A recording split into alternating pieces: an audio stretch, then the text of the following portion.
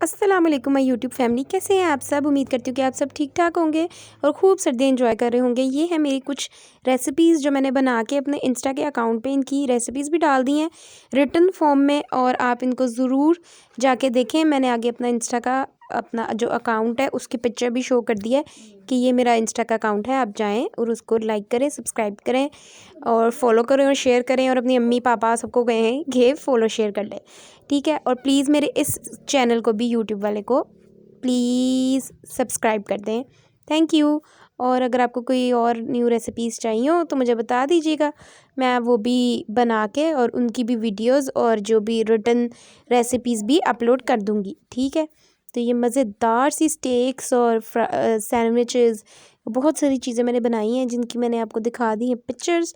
तो प्लीज़ जो भी कॉपीराइट स्ट्राइक भेजता है वो, यार मैं अपनी चीज़ें लगाती हूँ फिर कैसे भेज देते हो, फिर मैं दोबारा स्ट्राइक भेजूँगी तो वो तो गलत हो जाएगा, आपका भी नुकसान होगा। तो इसीलिए मेरी चीज़ों पे प्लीज़ कोई कॉपीराइट क्लेम मत किया करें, क्योंकि ये सब कुछ ओरिजिनल मेरा ही होता है। ज़्यादा सारे लोगों को कहें कि जल्दी से इस चैनल को सब्सक्राइब कर दे, फूड एंड ब्यूटी स्क्वाड, ठीक है।